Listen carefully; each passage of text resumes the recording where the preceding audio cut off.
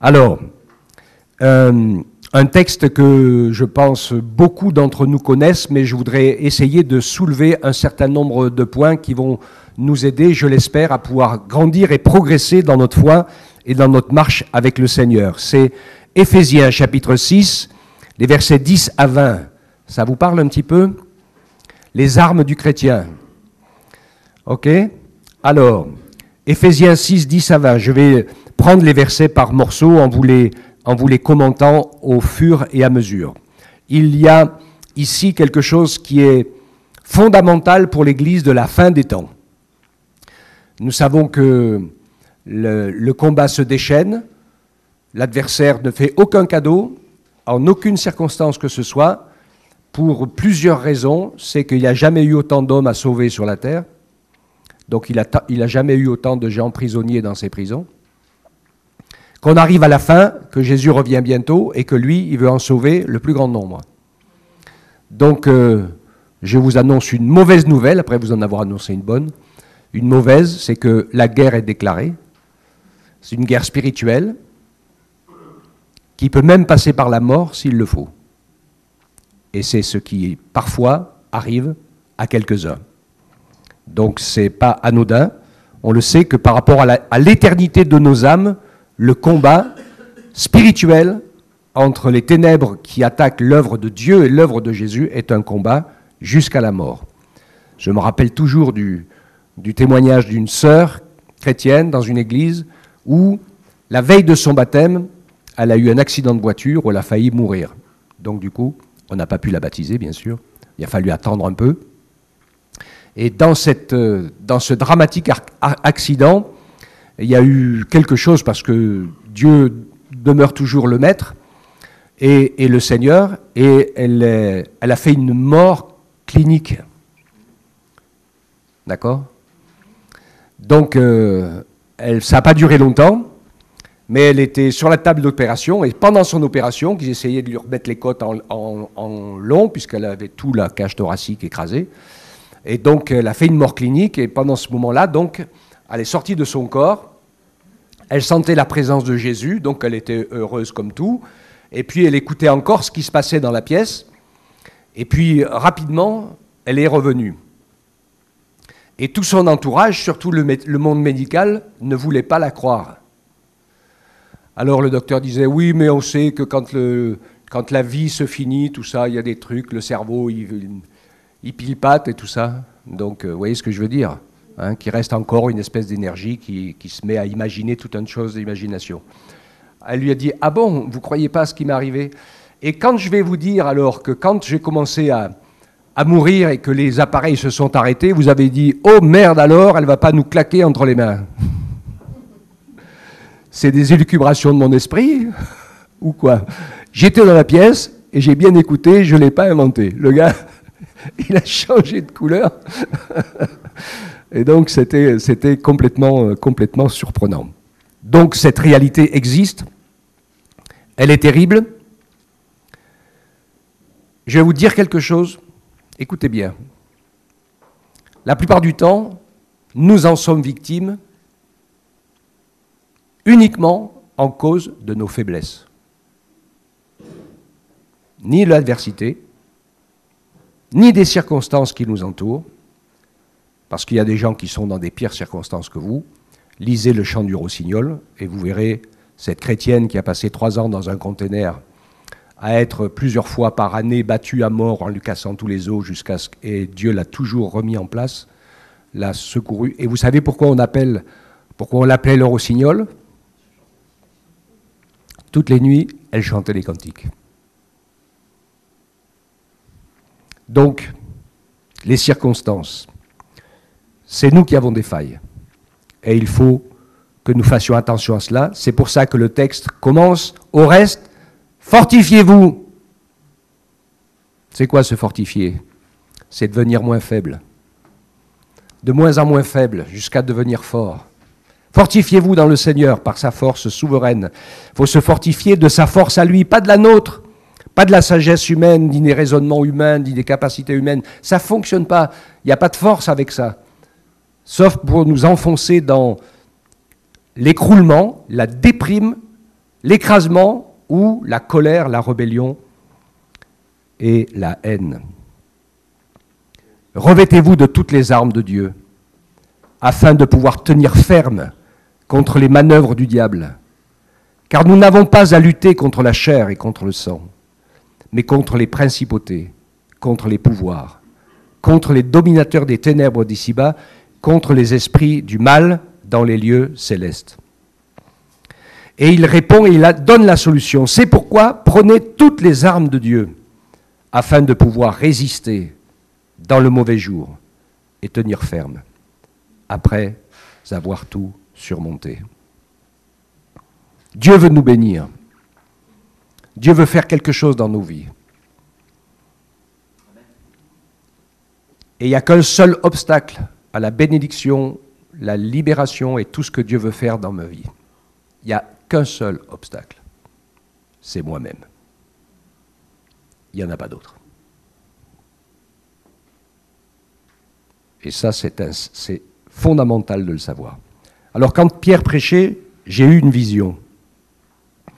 Dans mon cœur, la tentative qui arrivait d'être dévoré à quiconque met la main dans la cage où sont les prisonniers du diable pour essayer de les délivrer. Vous voyez ce que je veux dire? Tu veux délivrer, tu veux annoncer la parole, tu veux parler à quelqu'un qui est sous la puissance des ténèbres, tu t'avances, tu t'engages, tu témoignes, tu parles à quelqu'un qui est sous le pouvoir du diable et tu te fais mort dans la main ou le reste, dévoré. Certains chopent une maladie, un accident, etc. Le combat est terrible et l'adversaire ne veut pas relâcher sa proie. Vous vous rappelez la délivrance du peuple d'Israël quand il est sorti de l'esclavage d'Égypte?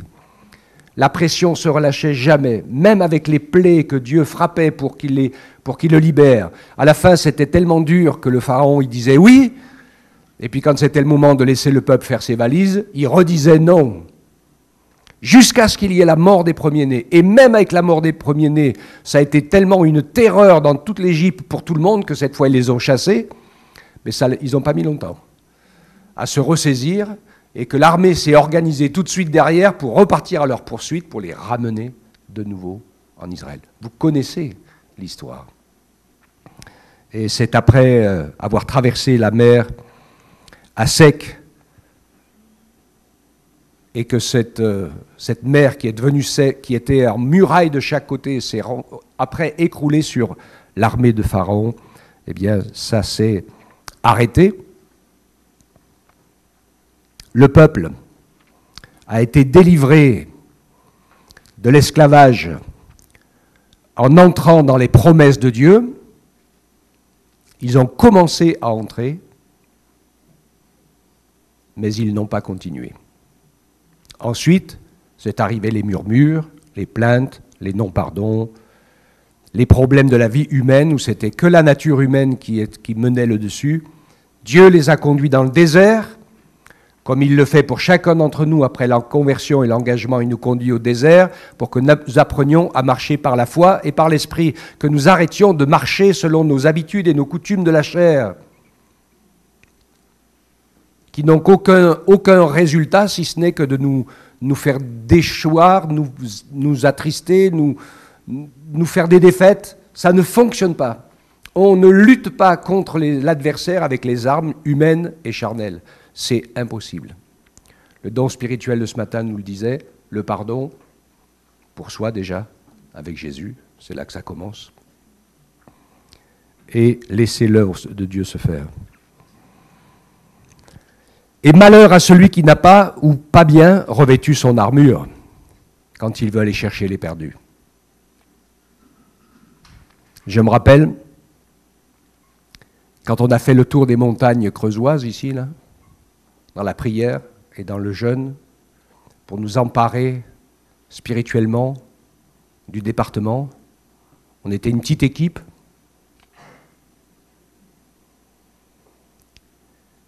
Et il y en a une dans l'équipe qui, dans les quelques jours qui ont suivi, a explosé en vol dans sa vie spirituelle. Et n'est plus jamais venue à l'église ensuite. C'est le serpent qui est caché dans la muraille de celui qui veut bâtir. Vous avez les versets qui peuvent s'afficher si tu les as mis, Amos. Le danger de mort pour celui qui s'éloigne du feu, du berger et du troupeau. Il sera dévoré par les loups ravisseurs. Donc le Seigneur va nous donner les armes pour affronter ces circonstances-là avec les armes qu'il faut. Puisque l'armure a un premier but, c'est de nous protéger de nos faiblesses. Parce que nous sommes un corps mou, c'est-à-dire les pécheurs. Et mon corps, il ne résiste pas aux flèches, aux lances, aux coups d'épée. À plein de choses, il ne peut pas résister, mon corps, si je n'ai pas l'armure. Et la première chose que fait cette armure, c'est les armes défensives pour nous protéger de toutes nos faiblesses, ou de chacune de nos faiblesses. Et puis il y a un deuxième élément dans l'armure, c'est qu'elle nous donne aussi des armes offensives, heureusement. Mais voyez-vous, le chemin de Jésus est le même pour chacun d'entre nous, c'est le même pour tous.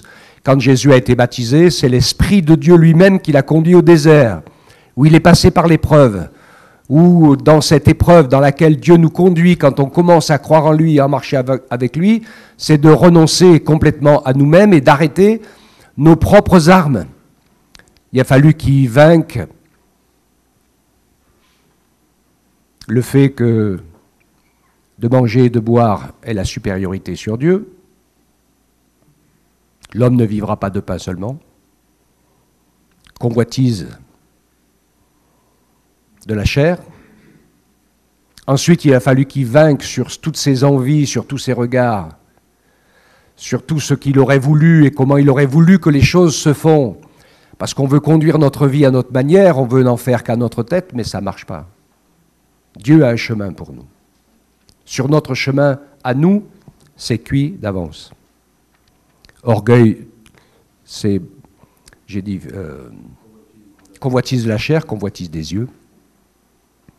Et puis, l'orgueil de la vie, on en parlera dans quelques instants, parce que c'est un des points qui est notre point le plus faible. Donc, revêtez, prenez toutes les armes de Dieu afin de pouvoir résister dans le mauvais jour, tenir ferme après avoir tout surmonté. Il y a deux moments difficiles dans notre marche chrétienne. Le premier, c'est les mauvais jours, il y en a pas mal. Les difficultés, les maladies, les problèmes divers de l'existence qui peuvent nous sauter dessus comme la misère sur le pauvre monde. Et seules les armes de Dieu vont nous donner la force de pouvoir résister dans ces mauvais jours. Mais tous ceux qui sont dans la foi au Fils de Dieu et qui avancent avec lui vont résister dans les mauvais jours. Parce qu'il n'y a pas d'autre solution. Il n'y a pas d'autre solution. Par contre, là où il y a problème, c'est les bons jours. Après la victoire, ou quand tout va bien. Et là, on se relâche. On laisse aller. Ou on reprend son propre chemin. Et il faut résister pour rester dans la foi. Dans les bons jours, quand tout va bien, pour rester consacré à Dieu. C'est ce qu'on a fait à notre baptême. Quand on s'est engagé avec le Seigneur, on a dit qu'on s'engageait à mourir à nous-mêmes, à renoncer à nous-mêmes et à vivre une vie nouvelle pour Jésus. Plusieurs l'ont fait et le font, surtout ceux qui ont failli perdre la vie et qui savent qu'aujourd'hui ils sont vivants parce que Dieu leur a donné la vie ou redonné la vie. Alors on sait qu'on ne s'appartient plus, puisque c'est Dieu qui nous a redonné la vie, sinon on ne serait plus là. Alors on va rentrer tranquillement dans chaque détail de l'armure. Donc tenez donc ferme, ayez à vos reins la vérité pour ceinture. Alors vous connaissez les versets de l'Écriture qui nous parlent de l'amour de la vérité. Je veux absolument les associer avec la paille et la poutre. Parce qu'on connaît tous les vérités des autres. Sauf qu'on ne connaît pas les siennes. Ou qu'on ne les reconnaît pas. Mais Dieu veut nous dire aussi la vérité, nos vérités. Et si on se laisse convaincre par le Saint-Esprit, nous allons nous mettre tomber à genoux et pleurer sur nos péchés, sur notre orgueil et sur notre résistance, parce qu'ils sont nombreux et ils nous séparent de Dieu. Comme je vous l'ai dit, il n'y a que nous qui pouvons nous séparer de Dieu, nous séparer de sa bénédiction, nous séparer de son pardon. Jésus n'a jamais réussi à sauver des propres justes ni des victimes. Il ne peut sauver que des coupables qui se repentent de leurs péchés pour que Jésus puisse les sauver. Donc résistez dans les mauvais jours, résistez dans les bons jours. Quand tout va bien, avancez avec cette armure. L'armure de la vérité, pour soi-même, pour être sauvé, c'est ce que le Saint-Esprit veut faire. Le Saint-Esprit a pour œuvre essentielle, fondamentale, de nous convaincre de péché, de justice et de jugement. De péché parce que nous allons nous rendre compte que nous sommes perdus. De justice parce qu'il n'y a qu'une seule justice, c'est la croix de Jésus qui est mort à ma place et à ta place, pour te pardonner et pour te laver par le sang de l'agneau. Et de jugement qui fait que si tu as reçu Jésus comme ton sauveur personnel en te repentant de tes péchés et en les abandonnant, tu as la vie éternelle. Et tant que tu n'as pas fait ça, tu es perdu, tu es dans la mort éternelle. D'accord ? Revêtez la cuirasse de la justice, c'est le sang de Jésus, c'est le salut, c'est le pardon, c'est la grâce, c'est la miséricorde. C'est important d'avoir le sens dans la parole de Dieu. La justice, pour Dieu, c'est celle de la croix.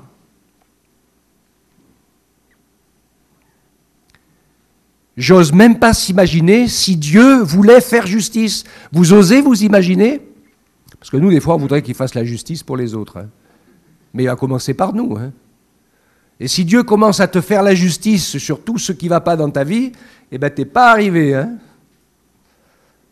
Tu es perdu d'avance. Moi, le premier. Hein. C'est sûr. Il n'y a pas un juste, pas même un seul. Tous sont égarés. Tous sont pervertis. Il n'y en a aucun qui cherche Dieu. On cherche son propre intérêt. Même quand on cherche Dieu avant de mourir, par la peur de la mort. Jésus ne sauve pas tous ceux qui le supplient de les sauver en mourant. Il ne faut pas rêver avec ça. Si on a passé toute sa vie comme mécréant et qu'on continue avec un cœur rebelle, même si on a la foi, donc ça ne change rien. Pour entrer dans le ciel, il faut être rentré dans l'amour de Dieu et avoir fait de Dieu et des autres des supérieurs à soi. Car il n'y a rien de souillé ni d'impur qui entrera dans le royaume des cieux. C'est la loi du royaume. Et que ça ne fonctionne comme ça, c'est la nature trinitaire de Dieu, et c'est comme ça qu'on entre dans le ciel. Sinon, non. Donc la cuirasse de la justice, la miséricorde, la grâce, le pardon, le salut, le sang de Jésus versé à la croix, l'exemple de Jésus lui-même, qui n'a rien fait de lui-même, mais qui, inspiré par le Saint-Esprit, a béni les hommes de la part du Père, en les aimant, en les pardonnant, en les guérissant, tous ceux qui sont venus à lui, bien sûr. Il n'a pas fait pour ceux qui ne le voulaient pas. Mettez pour chaussures à vos pieds les bonnes dispositions ou le zèle que donne l'évangile de paix. Et là, ça nous montre un autre élément que Jésus a dit. Il nous faut toujours avancer. Que tes progrès soient évidents pour tous, disait Paul à Timothée. Et Jésus dit, celui qui n'avance pas recule, celui qui n'est pas avec moi est contre moi, celui qui n'assemble pas avec moi disperse. Vous connaissez tous ces versets de l'Écriture. Donc, la nécessité d'avancer, de faire des progrès, c'est la définition même dans l'Évangile du mot « heureux ». Dans le grec, quand on traduit ce mot, qu'on a traduit comme ça, je ne veux pas faire de politique, je le dis à chaque fois, mais ça se traduit en marche. C'est-à-dire que tu es en train d'avancer. Enfin, c'est plus ce mot-là maintenant. Hein. Et le bonheur, c'est d'aller du moins vers le plus. Et d'être en train de marcher avec le Seigneur. D'ailleurs, on le voit très bien parce que quand il donne la définition heureux, heureux, heureux, heureux, ce qu'il écrit après est contraire à l'équilibre du discours humain.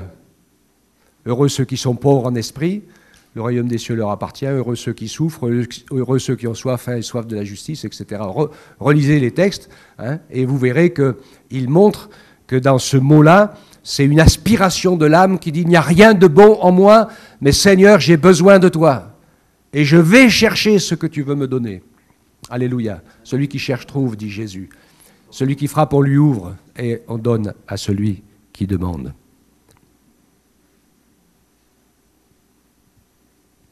Prenez en toutes circonstances le bouclier de la foi avec lequel vous pourrez éteindre tous les traits enflammés du malin. L'accusateur. On y arrive.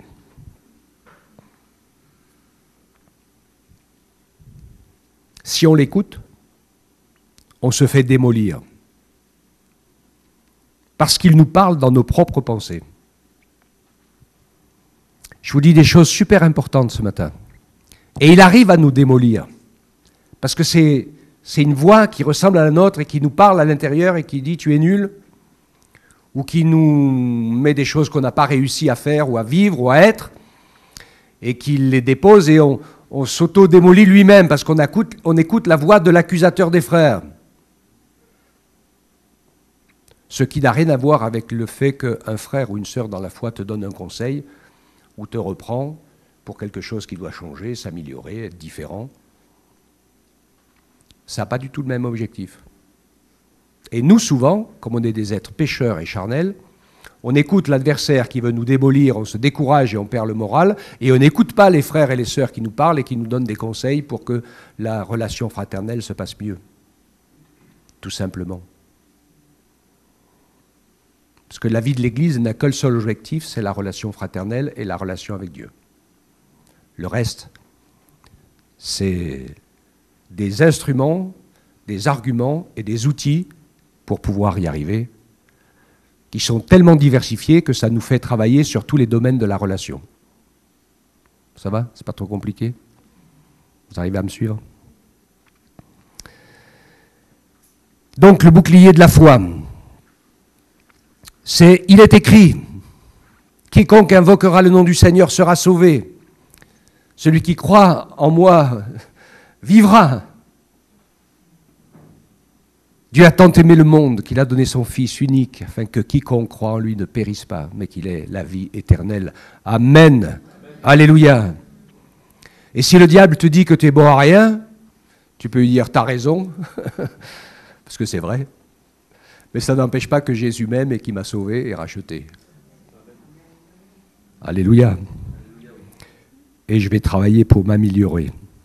Donc se discipliner, c'est pas difficile. C'est difficile, pardon. Être discipliné, voilà. Ça fait partie, comme je vous ai expliqué, si on se laisse démolir par l'adversaire quand il nous accuse de l'intérieur et qu'on n'écoute pas les frères ou les sœurs quand ils nous donnent des conseils, eh bien c'est qu'on manifeste un cœur insoumis. Et Dieu ne veut pas que nous soyons des cœurs rebelles. Le casque du salut, l'épée de l'esprit qui est la parole de Dieu. Nous sommes dans un monde, c'est pas facile d'avoir la foi aujourd'hui. Jésus le disait, est-ce qu'il y aura encore de la foi quand je reviendrai sur la terre? Nous sommes dans une culture, surtout occidentale, qui est une culture du doute. On doute avant de croire. On remet en question avant de savoir, alors que les choses sont tellement évidentes dans la parole de Dieu. Il n'y a rien sans lui. Attention à un esprit trop critique. Il faut avoir un esprit critique, bien sûr, pour laisser personne dominer. Vous n'appellerez personne votre directeur de conscience. Hein. Ton patron, pour faire le boulot à la boutique, tu peux l'appeler directeur, hein, s'il ne gère pas ta conscience. Il te demande juste un boulot que tu vas essayer de faire le mieux possible. Ça, vous avez compris que ce n'est pas dans les termes. Ce n'est pas les mots, mais c'est ce que ça veut dire derrière. Parce qu'il y a des gens qui sont derrière des gourous, qui sont obnubilés et qui suivent. Il pourrait leur demander de se jeter dans le vide. Ils le feraient. Alors, il faut que nous ayons le bon réflexe et pas de mauvais réflexe. Il y en a qui ont lu les petits BD de Alain Auderset. J'aime beaucoup l'histoire du gars qui est assis sur la bombe, qui est allumée. Alors il y a le le savant, le scientifique, le gars qui sait tout. Le chrétien vient le voir et il lui dit « Tu es assis sur une bombe ». Ça veut dire que si tu ne te barres pas de ta manière de vivre, tu vas aller en enfer. En fait, en gros, c'est un peu ça. Hein. Et là, tu dis « Oui, oui, je sais, j'ai étudié tout ça, la psychologie, machin chose, mais il ne bouge pas d'un millimètre. » Et puis la bombe explose et il saute avec. Après, non, c'est pas le premier, il dit « Je ne crois pas à tout ce que tu me racontes, c'est des histoires, je ne crois pas en Dieu, je ne crois pas en l'éternité, et tout ça. » Donc il explose en 1000 morceaux avec la bombe. C'est le deuxième qui est le religieux, qui est assis sur la bombe. Et il lui dit « Attention, tu es assis sur une bombe, ça va exploser. » « Oui, oui, je sais, je connais tout, j'ai fait des études religieuses et je sais tout ça. » Mais il reste assis sur la bombe. Et elle explose. Et il y a le troisième qui va devenir le disciple, il dit « Tu es assis sur une bombe !»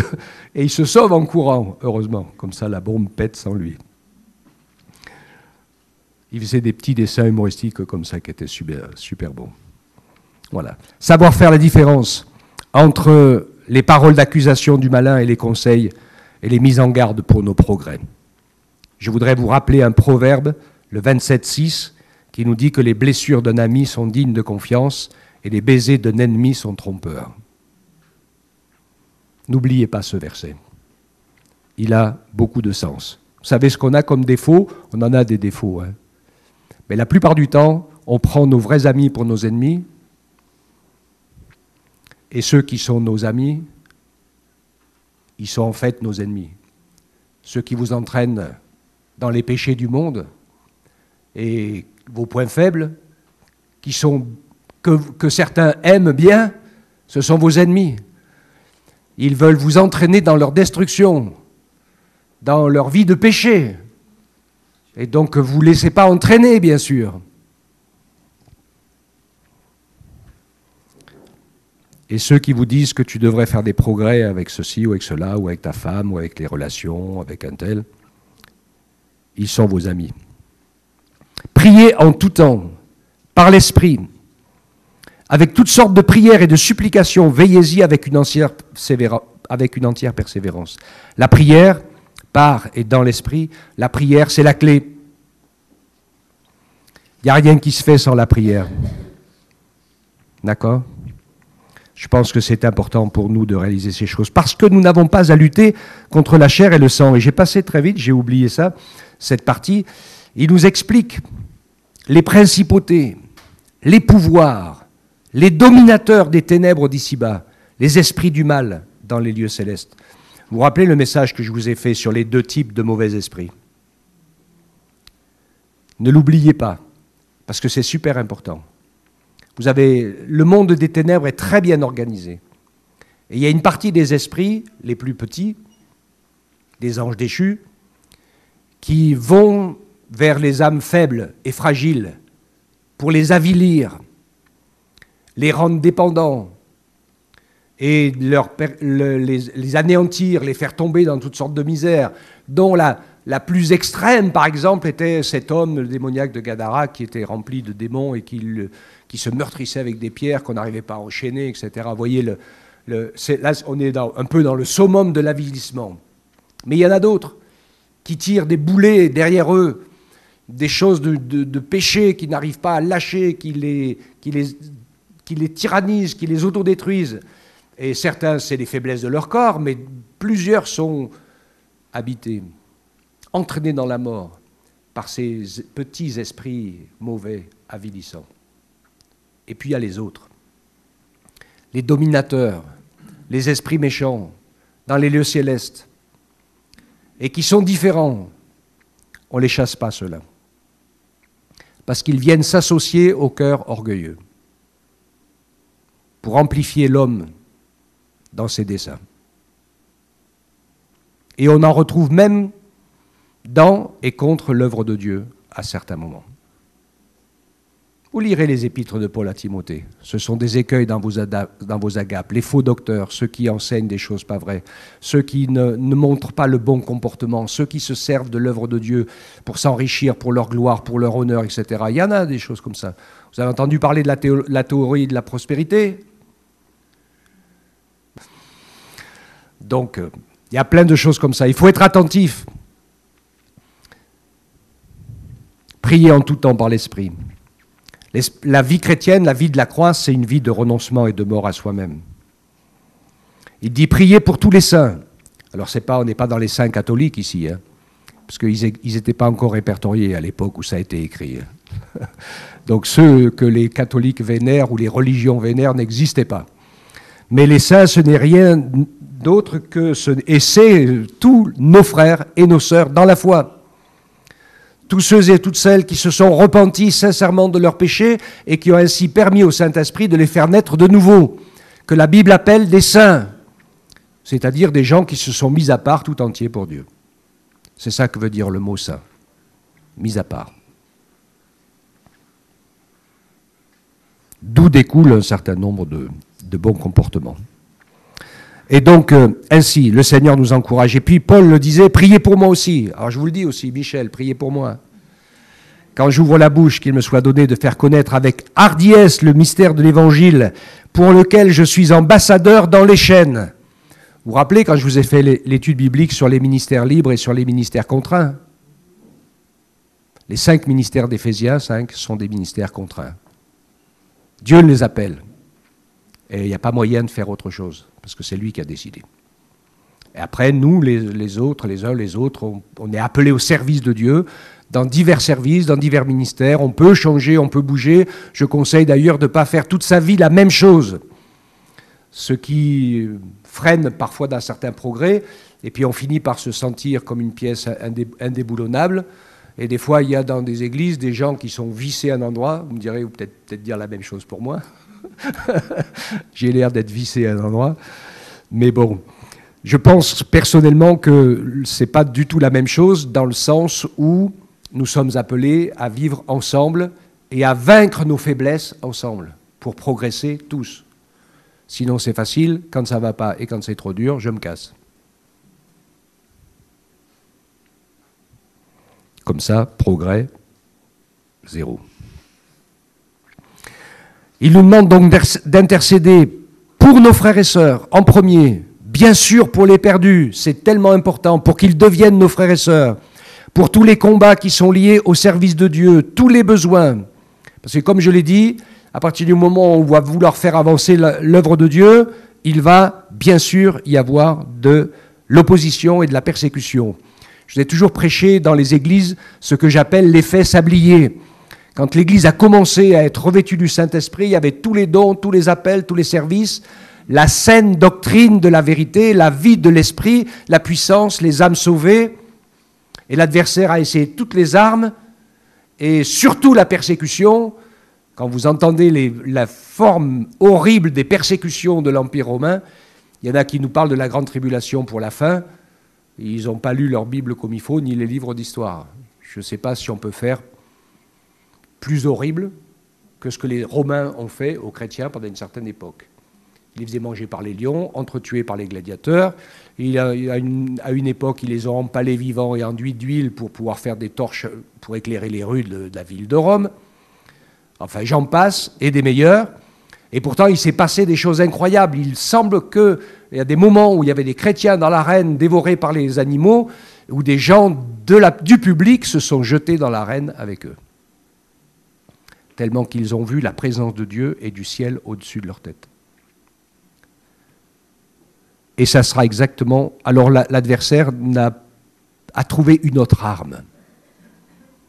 Les divisions et les fausses doctrines. Et là, il a fait un carnage. Quand vous voyez l'aboutissement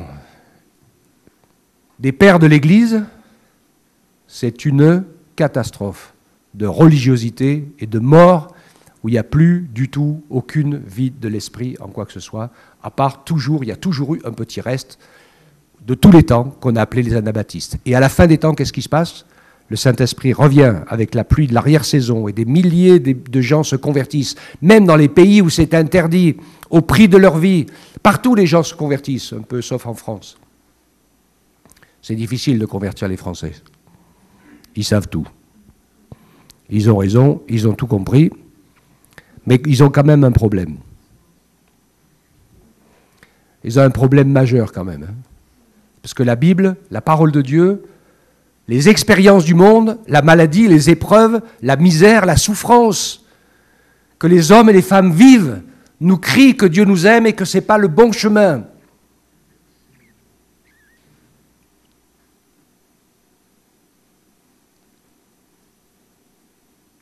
Mais ils disent, les croyants sont des fous. Vous vous rappelez l'histoire du gars sur l'autoroute, hein? Le mec qui roule avec sa radio sur l'autoroute, et puis il écoute un flash info qui dit « Faites attention, il y a un fou qui roule en sens inverse sur l'autoroute. » Et l'autre, il se met à crier, il dit « Mais il n'y a pas un fou, ils y sont tous. » Vous avez compris, je pense. C'était lui, le fou, qui pensait « Priez pour tous les saints, priez pour moi. » Priez pour nos frères et sœurs, pour les perdus, pour le combat dans le service de Dieu, pour tous les besoins. Donc, nous n'avons pas à lutter contre la chair et le sang, les principautés, les pouvoirs, les dominateurs de ténèbres d'ici-bas, les esprits du mal dans les lieux célestes. Le principauté, c'est le diable et ses chefs de troupes. Les pouvoirs, les dominateurs de ténèbres, dominateurs et menteurs, séducteurs et meurtriers, hommes et démons associés, ce sont les esprits méchants. Ceux qu'on ne peut pas chasser. Parce que personne n'en a la force et le pouvoir. Ils font partie de ces autorités desquelles on ne peut pas avoir autorité. Ils s'emparent des cœurs orgueilleux, ils s'emparent des hommes et ils font accomplir les desseins de la misère du monde tel que vous le voyez, puisque il est dit, Éphésiens 2:2, il nous parlait de nous, nous marchions nous aussi avant dans le train de ce monde et le cours de ce monde, selon le prince de la puissance de l'air, qui est le diable, de cet esprit qui agit maintenant dans les fils de la rébellion. Et la première attaquée dans ce domaine-là, c'est l'œuvre de Dieu. Il n'y a rien de plus misérable, de plus dangereux qu'un chrétien qui sombre dans l'orgueil. Parce que c'est la porte ouverte à l'action des ténèbres. Mais il y a une réponse, il y a une solution dans Jacques 4:7, et je vais terminer. Jacques 4:7 nous donne quelques mots où il y a toutes les réponses et la victoire, parce qu'heureusement, il y a une victoire, il y a une possibilité, il y a des gens qui se sont repentis de leurs erreurs, de leur folie, de leur fausse doctrine, de leur égarement et qui ont ouvert les yeux, qui ont demandé pardon et que le Seigneur a restauré, ramené à la vie. Ils sont exceptionnellement peu nombreux. Ceux qui se sont humiliés et qui sont revenus de leurs erreurs. Il n'y a qu'une seule solution. Jacques 4:7. Soumettez-vous donc à Dieu, résistez au diable, et il fuira loin de vous.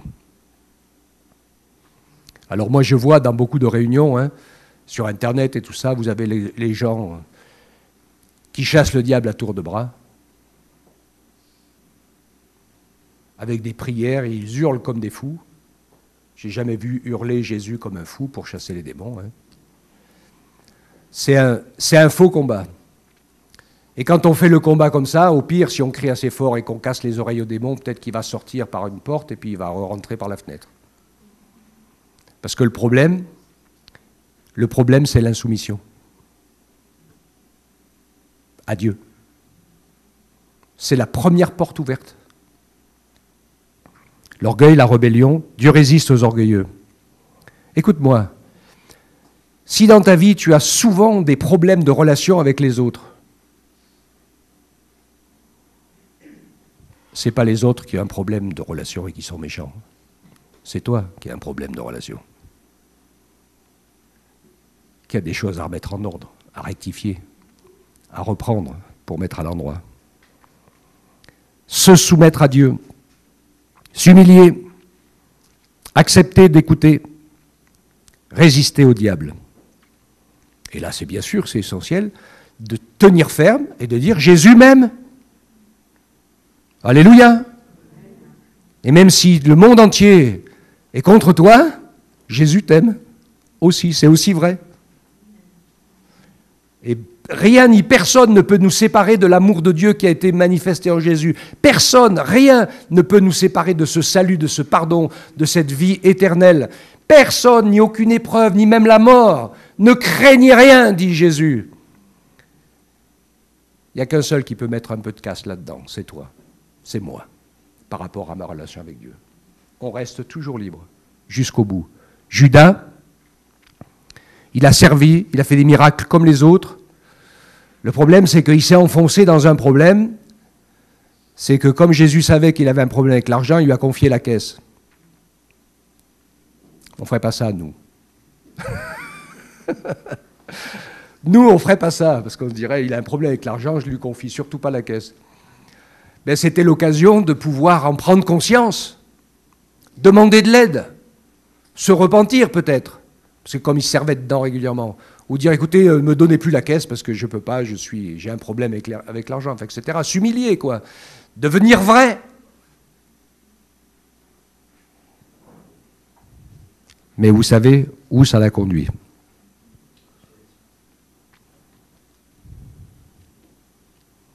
Ce verset est un verset clé pour les victoires dans tous nos combats.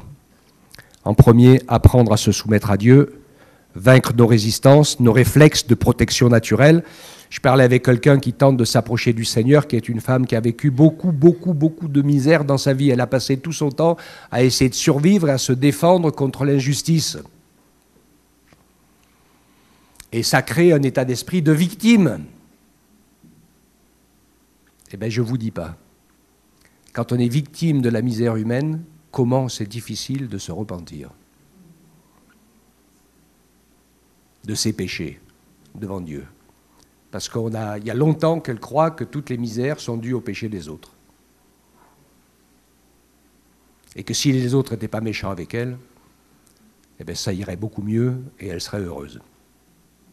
Ben, c'est pas vrai non plus. Parce que c'était le cas de Job.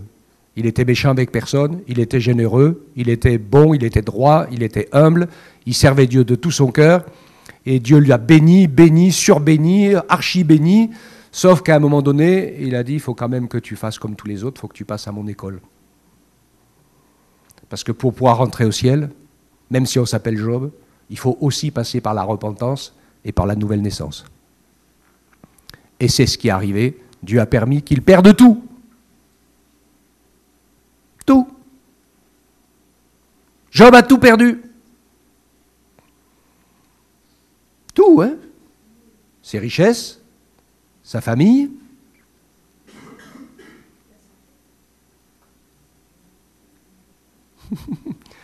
Ah, sa femme, il ne l'a pas gagné beaucoup, hein. Maudit Dieu et meurt. Donc elle l'a lâché aussi. Ses amis. Mais il fallait que tout le monde le lâche. Parce que c'est essentiel. Il fallait que tout le monde le lâche. Et vous savez qui c'est le dernier qui l'a lâché? C'est Dieu. Il l'a lâché aussi.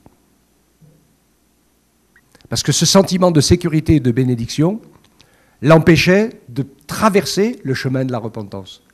Et donc il fallait qu'il se retrouve, lui, tout seul, sans Dieu, sans son entourage, pas sans Dieu, mais sans n'avoir aucun appui si ce n'est que lui-même. Et quand il s'est retrouvé tout seul, sans aucun appui si ce n'est que lui-même, il s'est rendu compte qu'il était perdu.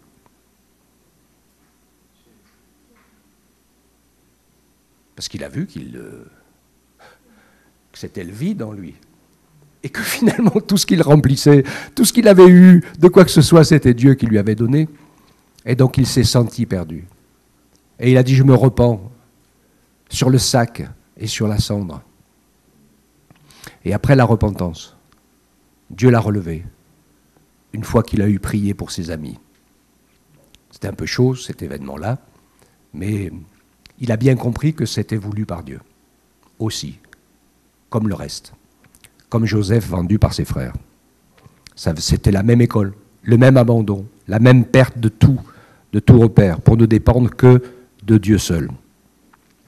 Donc, nous avons un réflexe normal et naturel de protection, il n'y a pas de problème avec ça, et la mort à soi-même fait que devant Dieu, quand tu es devant Dieu, quand je suis devant Dieu, je dois avoir appris, et ça fait partie de soumettez-vous à Dieu, à baisser la garde, à rendre les armes devant Dieu, à lâcher prise.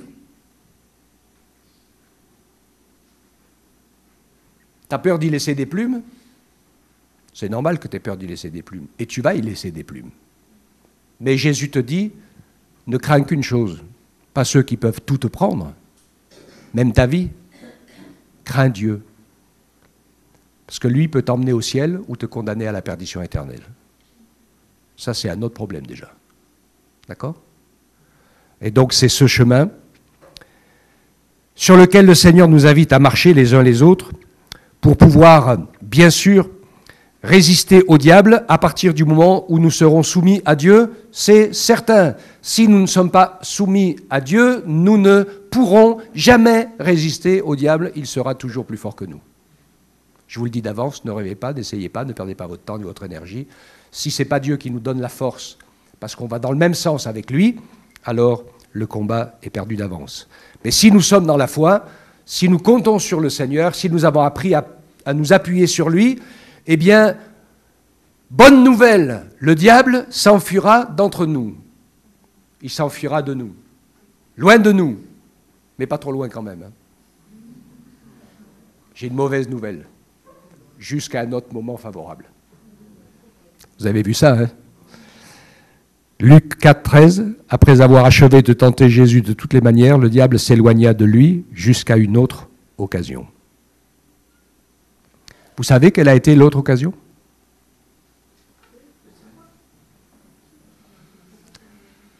C'était quand, l'autre occasion? Assez clairement dit, hein? C'est intéressant de savoir quelle était cette occasion. Eh bien, c'est Pierre. Quand Jésus lui a parlé, ils étaient intimes avec Jésus, et Jésus lui a parlé de « Je vais bientôt être crucifié, être mis à mort. À Dieu ne plaise, cela ne t'arrivera pas. » Vous savez ce que Jésus lui a répondu?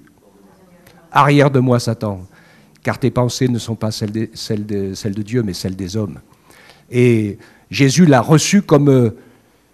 C'était quelque chose qui l'a frappé en plein cœur, parce qu'il voulait dire « Mais finalement, si tu ne veux pas aller à la croix, tu n'es pas obligé d'y aller. Tu peux ne pas y aller. » Et c'est ce que Jésus a dû ressentir à l'intérieur de lui. Mais pourquoi y aller dans cette horreur? C'est absolument une folie d'y aller. Mais Jésus dit non pas ma volonté, mais la tienne. Parce qu'il n'y avait pas d'autre chemin que la croix pour nous. Pas pour lui, hein? Parce que lui, il n'y a pas de problème, il repart direct au ciel, hein, sans avoir pris nos péchés sur lui. Mais par amour pour nous. Il a tout donné par amour pour nous. Il s'est livré jusqu'à la mort même de la croix. Amen. Tout ce que je vous ai dit ce matin, c'est l'esprit de la croix, de Christ. Et c'est à nous d'y entrer avec simplicité, avec humilité, avec obéissance, avec clairvoyance, et de s'humilier devant Dieu pour qu'il puisse enfin nous pardonner, nous sauver, nous encourager, pour ceux qui ne le sont pas, et ceux qui le sont, nous encourager, nous apprendre à marcher par la foi et pas par la chair, nous apprendre à ne pas couper la tête aux autres quand apparemment les choses ne se passent pas comme on voudrait qu'elles se passent, de savoir que Dieu est le maître de toutes choses.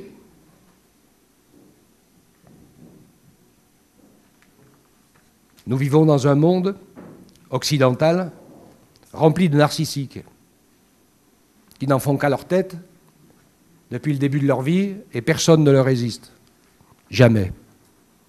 Mais Dieu te résiste. Et il a décidé un chemin pour toi qui n'est pas celui que tu veux. Et la vie éternelle, elle est sur le chemin qu'il a décidé pour toi. Et pas sur le tien. Alléluia. Que Dieu nous aide, dans sa grâce, à pouvoir être attentif à ce combat qui est terrible dans le monde spirituel. Mes amis, le diable veut nous perdre. Il n'y arrivera pas. Il veut nous empêcher de sauver les autres. Parfois, il y arrive un peu. C'est compliqué, hein? Mais ce n'est pas une petite promenade. Ah, je vais marcher avec Dieu, ça sera formidable, toute ma vie va se passer bien. On va quitter un combat qui est qui est celui du vide, de l'incertitude, de l'ignorance, de la peur, de l'esclavage de la mort, de l'esclavage des péchés, de l'anéantissement de notre vie, arriver à la fin, seul, avec plus personne, avec plus rien, en ayant tout perdu et tout laissé. Ou alors une vie d'obéissance et de foi où le Seigneur va nous aider à construire. Entrer dans ce que nous n'avons jamais réussi à entrer. Vivre ce que tu n'avais jamais encore réussi à vivre. Et te laisser transformer par l'amour de Jésus. Alléluia. Ah oui, il y a des gros... Tout va mourir en nous, mais tout va revivre. Alléluia. Et ce qui est charnel va être englouti par la mort. Mais ce qui est spirituel et ce qui est construit par l'Esprit de Dieu est impérissable. Ce qui est construit par la parole de Dieu est indestructible. Tout ce que Dieu a fait dans ta vie est inenlevable. Personne ne peut l'effacer. Alléluia. La terre et le ciel, tout passera. Mais mes paroles ne passeront pas, dit Jésus.